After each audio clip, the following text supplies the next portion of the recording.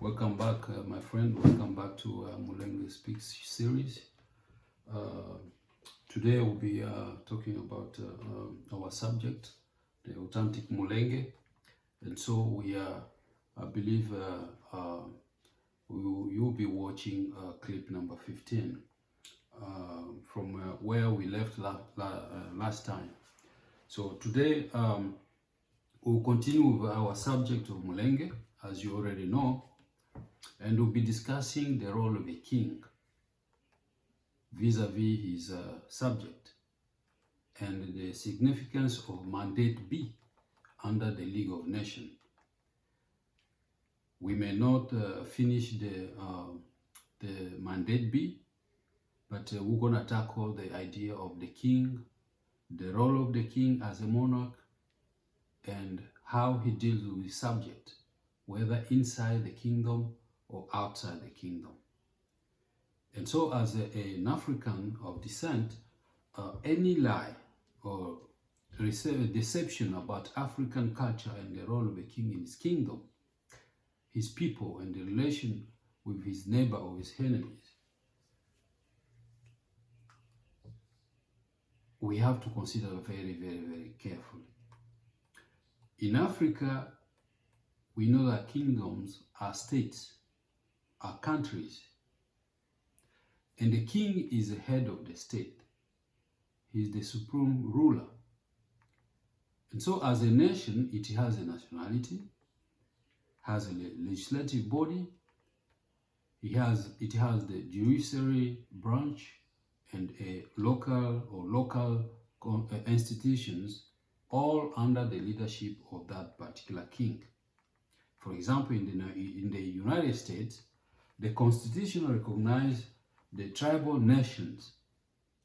The constitutions of this country, the United States, or let's say the federal government, recognize American Indian as tribal nations. So they call them tribal nations. That means they recognize their quality as sovereign nations. They have the bodies of making decisions as independent states.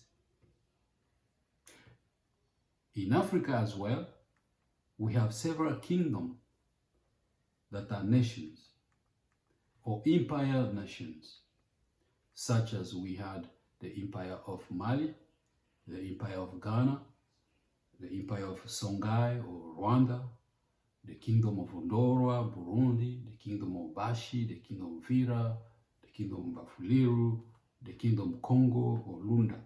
All these were all domestic independent states with a high degree of sovereignty. Being said, we come back to our subject of the day. The Banyarwanda Congolese who settled in the South Kivu, particularly in the territory of Fizi, Mulenge, and Uvira, continue to spread false claim and teach a different history, not only of their arrival, but also of who they are. They even go further. Using the church pulpit to lie and deceive pastors and congregations, politicians, and business persons. And so it is very pathetic to hear them lie in plain light, and sometimes I feel like I'm about to vomit when they lie in plain light about who they are, how they falsify the history, and then when they come in front of the TV, the radio, and people, the international community, just agree that everything that they are saying, especially about who they are, it makes me sick. I don't know if about you, but enough is enough. We should tell them in face that stop lying, tell the truth. And that's what we are doing here. So, to explain what I'm saying here, I'll give you three examples about those lies concerning their origin and their identity. In the first letter written on September 29 this year, 2021, which was addressed to His Excellency Mr. Felix Tshisekedi Tshilombo, with copy to 9 accredited ambassadors to the DRC, and 1 copy to the UN General Secretary and 1 copy to the Pope. In their third paragraph, they wrote, I quote, His Excellency Mr. the President, despite the fact that the Banyamulenge are entirely Congolese of origin, and the fact that history establishes clearly that they are the first settler or occupant of the whole plateau of the Fizi, Uvira, and Mwenga territory, where they first established cattle pastures at the end of the 19th century, as described by George West studies, when this region was yet not under the control of the Belgian colonizer. I'm going to point here where they said they first established cattle pastures at the end of the 19th century. And we know that at the end of the 19th century, they meant the death of King Rwabugiri in 1895, because it was only 5 years before 1900. And so when we go to page 148 of George West, because they are saying here, as established, as described by George West, definitely George West says on page 148 of his book, the country, the Vira country, or Le Pays d'Uvira in French, this page writes, just before 1900, few families of pastoralists Tutsi fleeing Rwanda crossed the Rusizi River into the Belgian Congo and settled first at Lemera in the chieftaincy of the Fuliru. The descendant of these immigrants displaced further in the chieftaincy of the Vira. This is what George West, who they just cited here in their paragraph number 3 of the letter that they sent to the accredited ambassador to the Democratic Republic of Congo and to the president of the Democratic Republic of Congo, Antoine Tshisekedi Tshilombo. West is confirming that, yes, just a few years before 1900, individual families crossed into the Congo and they settled in the chieftaincy of the Bafuliru, and later their children and grandchildren start moving into the Bavira chieftaincy. In conclusion, we can say that they are not lying here in the above paragraph about George West. And so we should also add another researcher, Jean-Jacques Depelchin.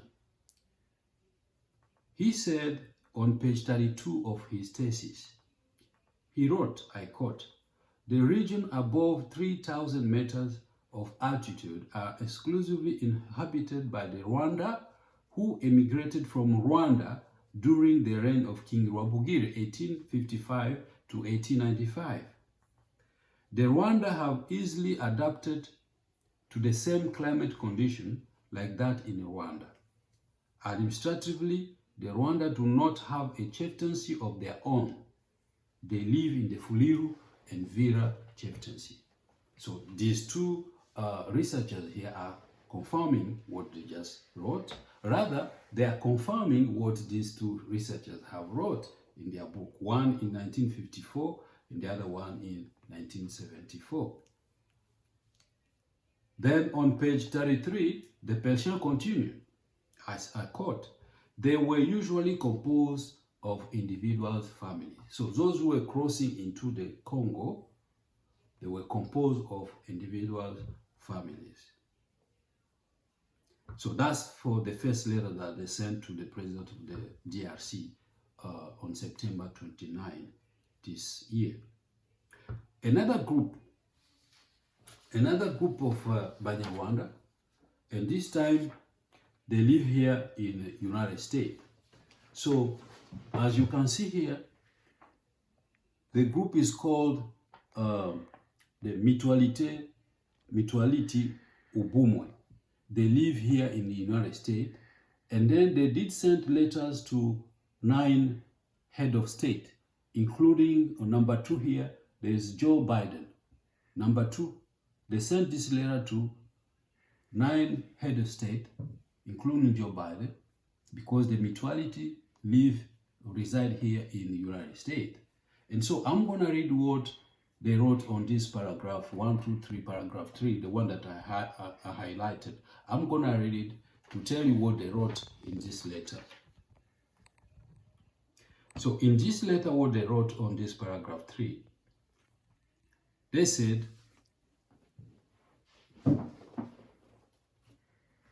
this: who are the Banyamulenge? The Banyamulenge is one of the Congolese ethnic indigenous group that reside in the Haut Plateau between the territory of Fizi, Uvira, and Mulenge in South Kivu province. Pastoralist people, the Banyamulenge are in Congo since 5 centuries ago, meaning the 16th centuries, especially since the partition of Africa with the Berlin Conference in 1885. Sorry about that.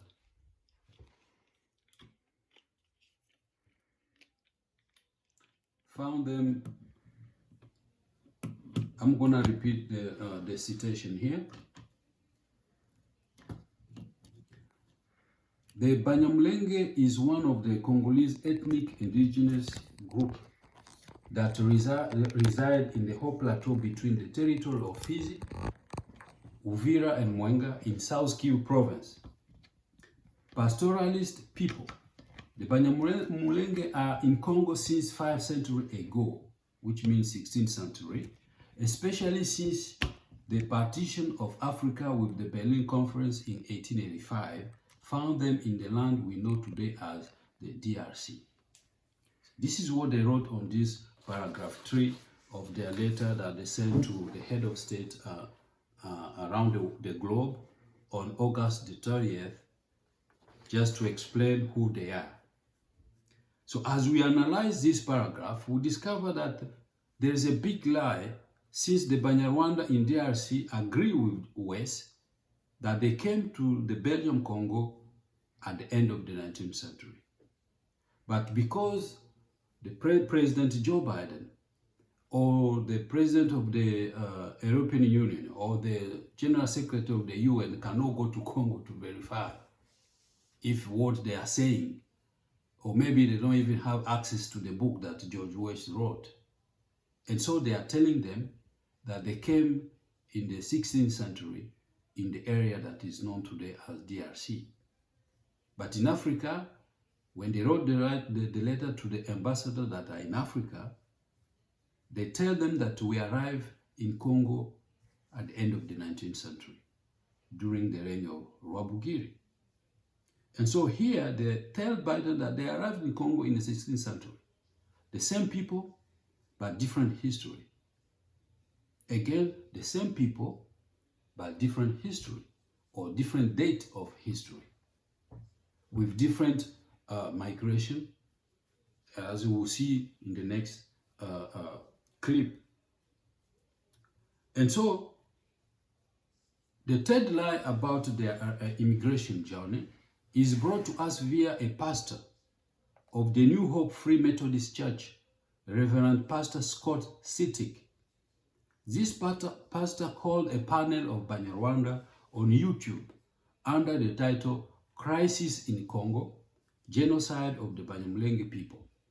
If you go on YouTube and Google Crisis in Congo, Genocide of the Banyamulenge People, you will see Pastor Scott of the New Hope Free Methodist Church with 3 panelists, including one of the panelists is the one that we're going to give the citation here, Dr. Freddy Kaniki. who is based in Alaska. So when he was given the chance to speak, to explain what is going in Congo, he started giving the history of who they are. So he said, I quote,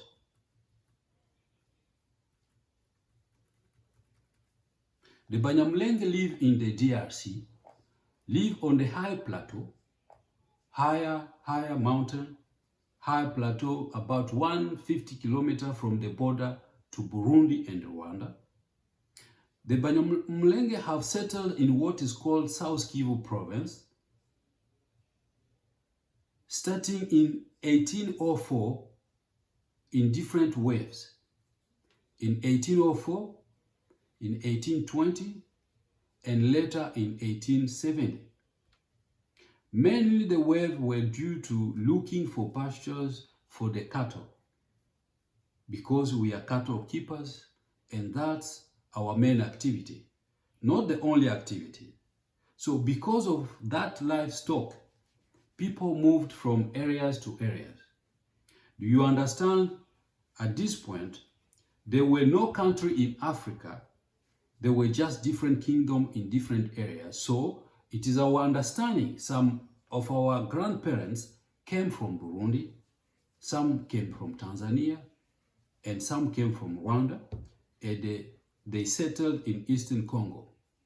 And another wave came in 1859 due to some violence in the king's kingdom, and this some conflict in the kingdom of Rwanda, and some part of that kingdom flee from that specific kingdom, and because of that, some of those people migrated toward what will become later Congo, so that the whole migration were before the split of Africa into different countries that happened in the Berlin Conference in 1885.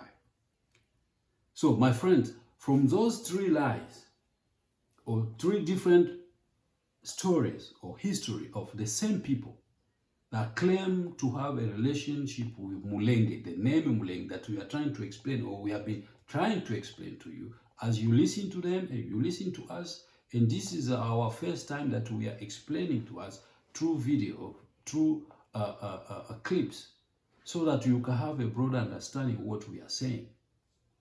And so the lies have become so much that you, when you listen to the Banyarwanda Congolese that are living in Europe or in America or in Canada or in Australia, in other area of the globe, everything that they repeat, they say they have a connection to Mulenge.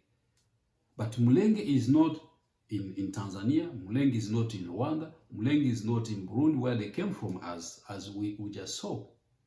But Mulenge is a village. Mulenge is a hill. Mulenge is a name of a pygmy. And if you ask them, are you a pygmy? They will say no. But where did you get that name? Who were you before you crossed from Tanzania or Burundi or Rwanda into the DRC? How were you called? But they can't tell you that. And so, my friend, if you have followed me very carefully so far, you will discover that the same people give three different versions of their arrival in the DRC and where they come from. Once again, they distort the history that you and I taught from primary school. This man here who is giving this history, distorted history, is not a primary teacher.